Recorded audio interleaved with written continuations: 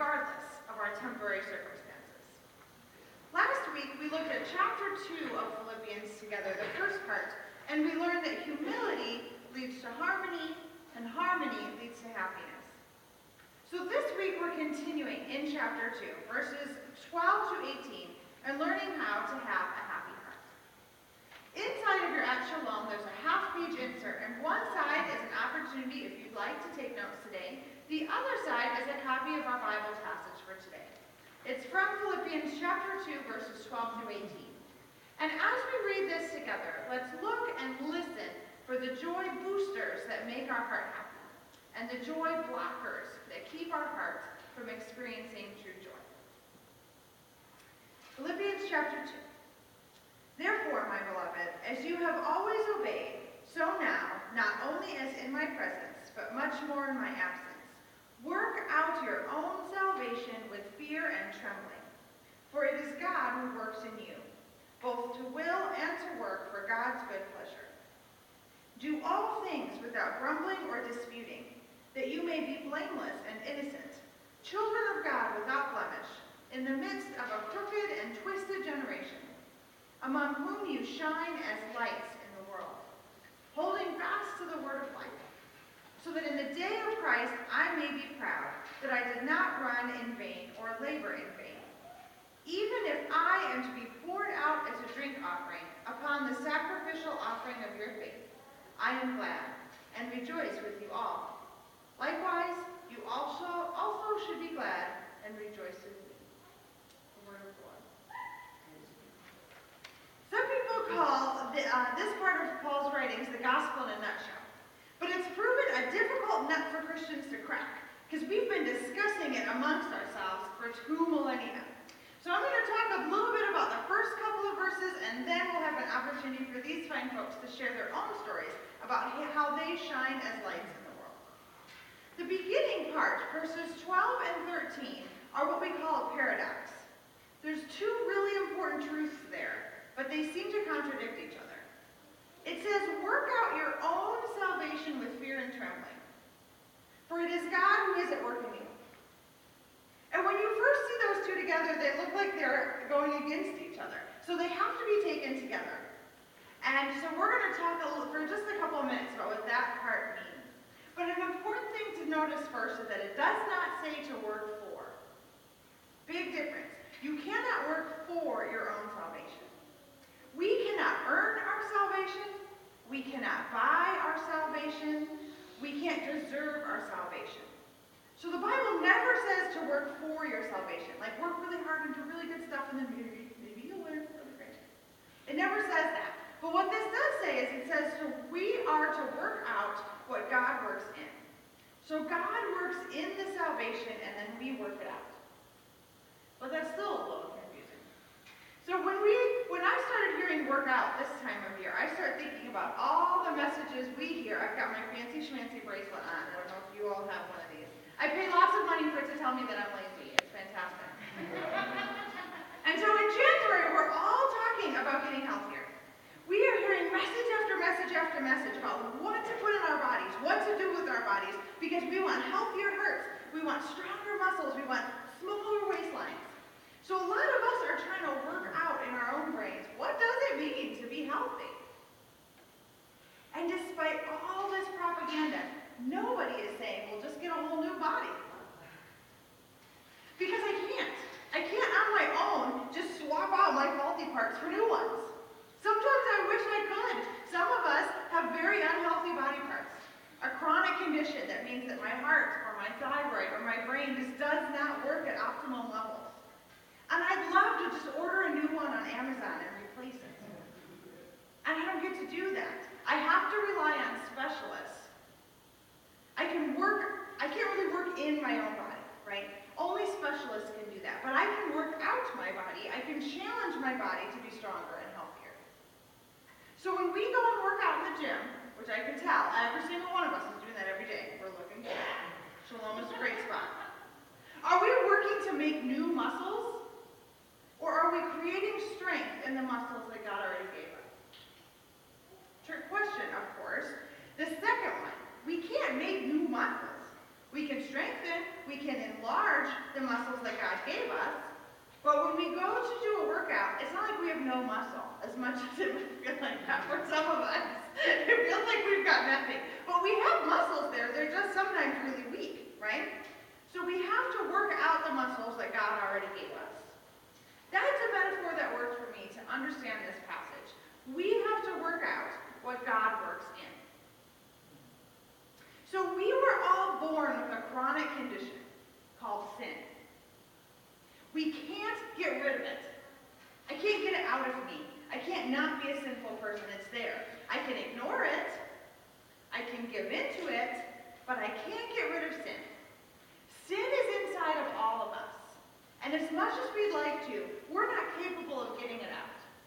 Only a specialist can do that kind of detail work.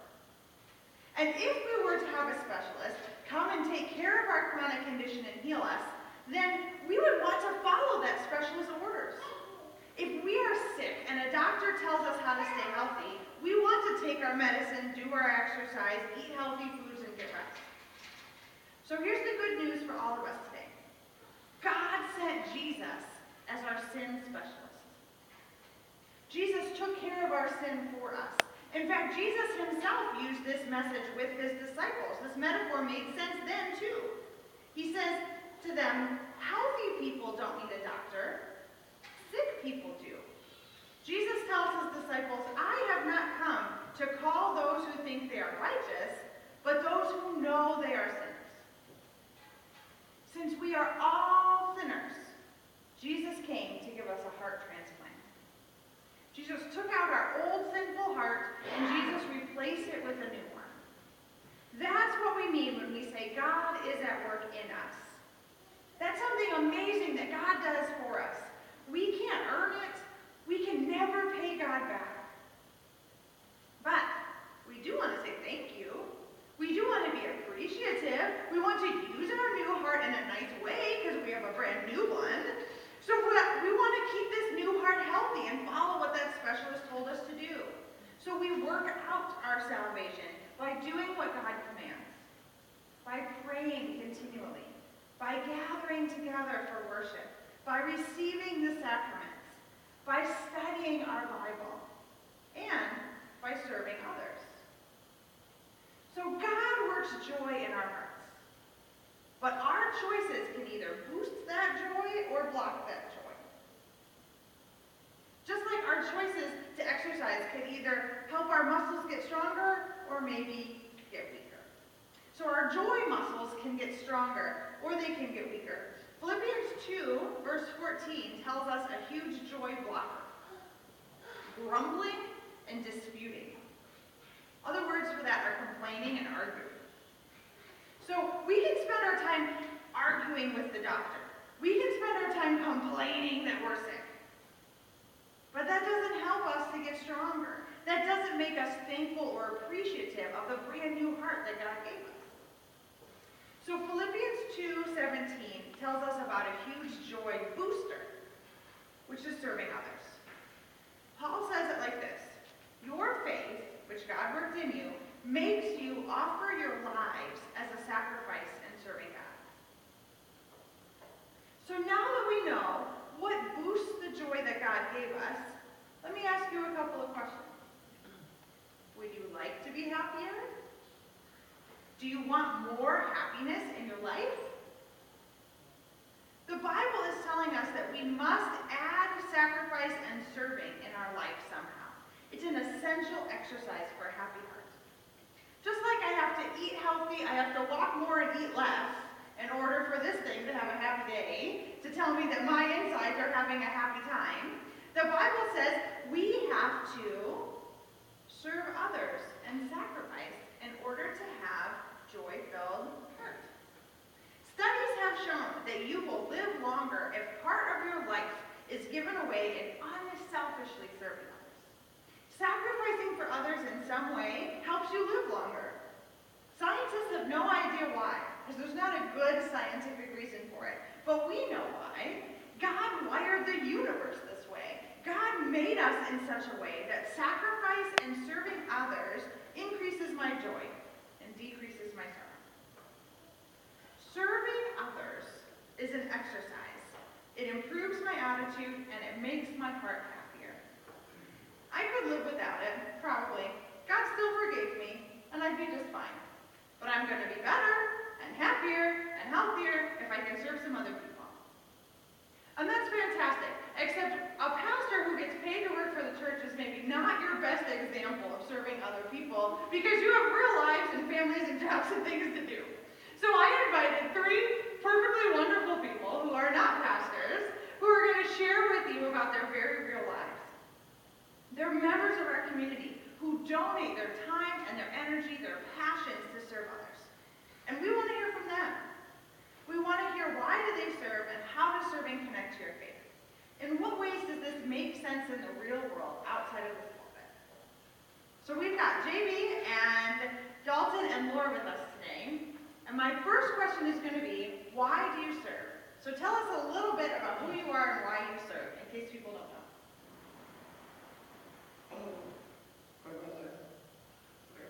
One of the reasons that I serve is because I get joy out of it. Because, one, the tech stuff, I'm very good at it. I used to be a stage manager in the past, and so I know how to work with most of that stuff until you throw in a computer. It has lots of features. And then to throw in an Apple computer really throws me for a loop sometimes. And part of that is the joy of making the services good and making sure that everything is as carefree as possible for Pastor Chris, Pastor Kelly, Pastor Kurt, Pastor Vicki, and all the people that come up here to perform. My other absolute love and joy is working with our youth. And I've worked with our youth for as long as the TAC, but for 13 years. But I've also done it at other churches in the past. I enjoy that because I am a youth. Even though I sit here and I look in my mid to late 50s, I treat them as young adults. I don't treat them as children. And I enjoy learning with them. Because every time anybody talks about our faith, I learn something. And sometimes it's just a little thing that makes the connect. Other times it's a big thing that makes me go, oh my gosh, I never made that connection at all. And the other is, kids are great. They tell you what they're thinking. And those of you that know me also realize that I do that. And that's not always a good thing sometimes. Yeah, those are great reasons to serve. I love how you talked about how they're part of joy and they're also part of being a bigger community of faith. Those are both important things that you can give that makes all of our lives better. That's fantastic. All right. Just the first one. Why do you serve? All right, I serve. Hi, everyone. I'm Dalton. I'm 21 years young. I am on the View City Board, and I am the Hub Director. For those of you who don't know what the Hub is, it's basically the Pinky Youth Center. I serve because it brings joy to me and others, and serving has opened up all kinds of opportunities I would have never had the option to see and experience without serving. I put together a fundraiser 2 years ago for the Grundy family. For those of you who don't know who the Grundys is, she was a girl I went to high school with. It was in 2013, the day before Easter. She fell into a bonfire pit and her body was covered in over 80% of third-degree burns. And I put together just a little dorky fundraiser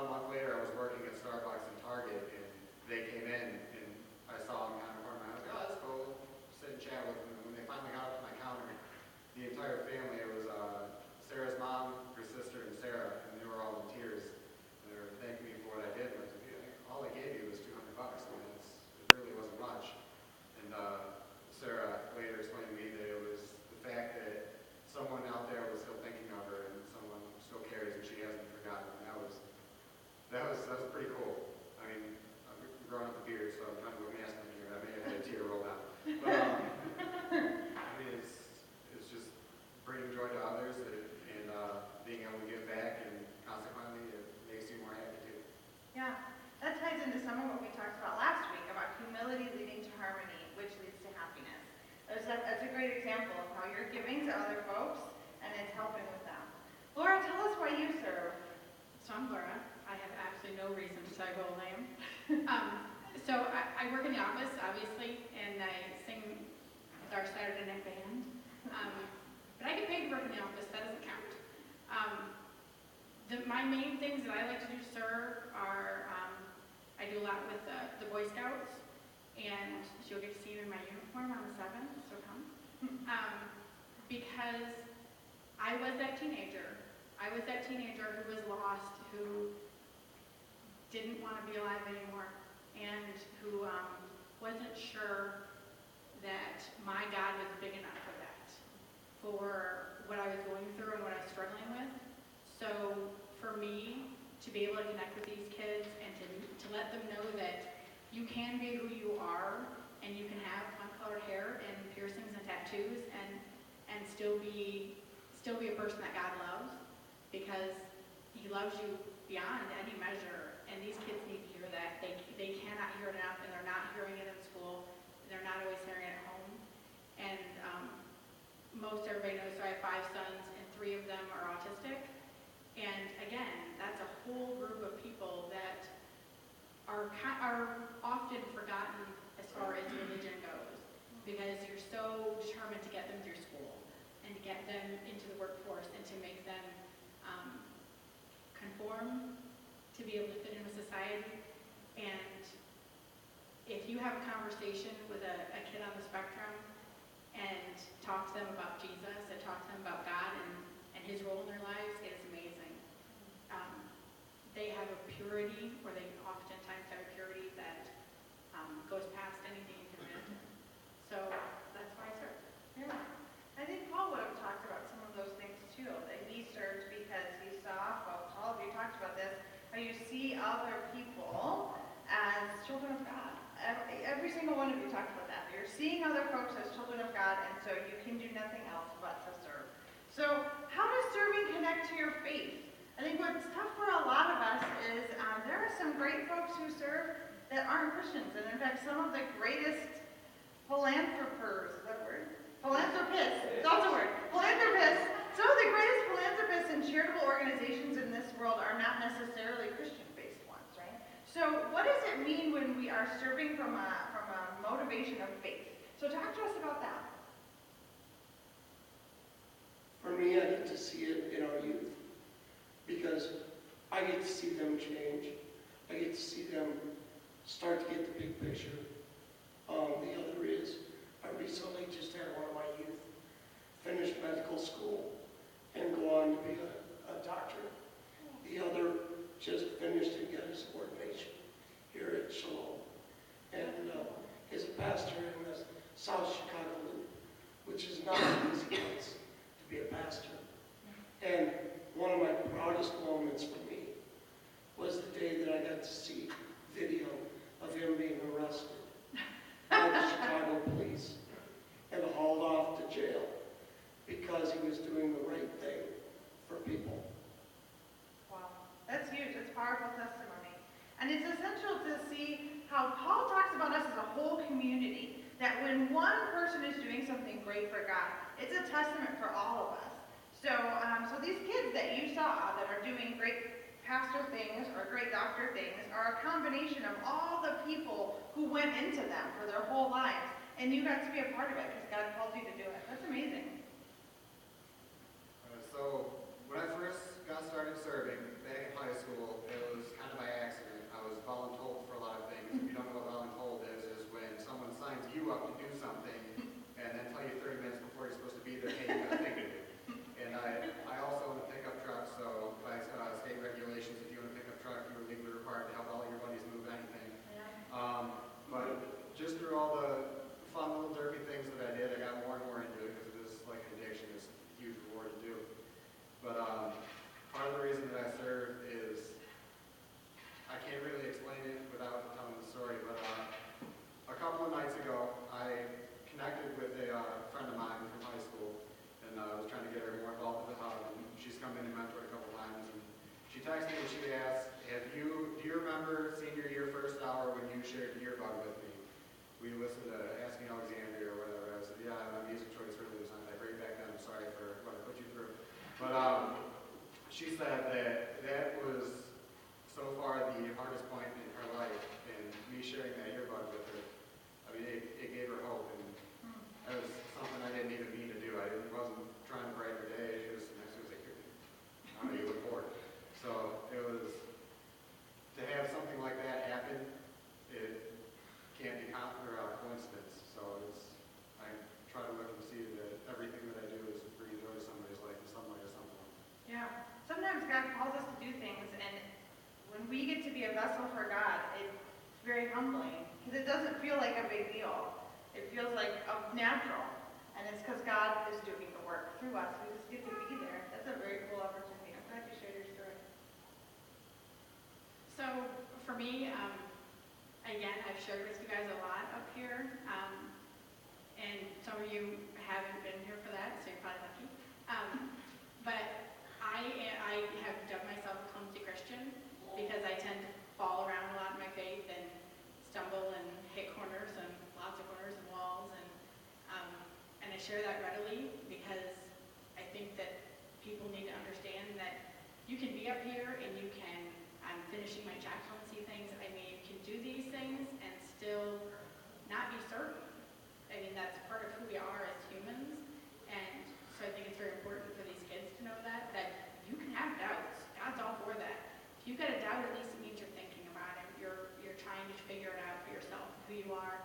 And I read a thing that said that, we're just tiny little creatures, and it's really easy to think that one tiny creature can't make a difference. But if you think that's true, then you need to have a mosquito in your tent at night, because that one little creature will change your entire life. The next day, you're going to be very grumpy.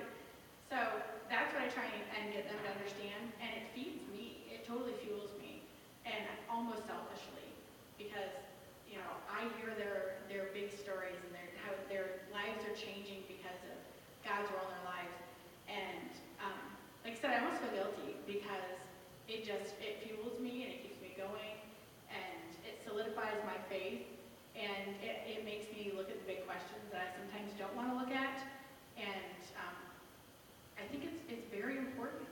These kids have so much to share, and they have so much in them.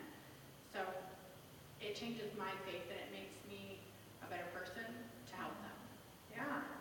Yeah, each of you talked about how the opportunity to serve other people was used by God to grow your own faith. And I think that's an exciting opportunity for us all to talk about. You don't have to be a church professional. I think sometimes that's a barrier for folks. When they look at church professionals, there seems to be a big gap between that and non-professionals, right? And I think what Paul is saying here is that everyone who has faith has an opportunity to contribute and share that faith in our community, and God will work through that, and God will bless that. Is there anything that any of you want to add you've been thinking about? That's okay. I just wanted to give you a chance. Thank you so much for sharing. Can we all give them...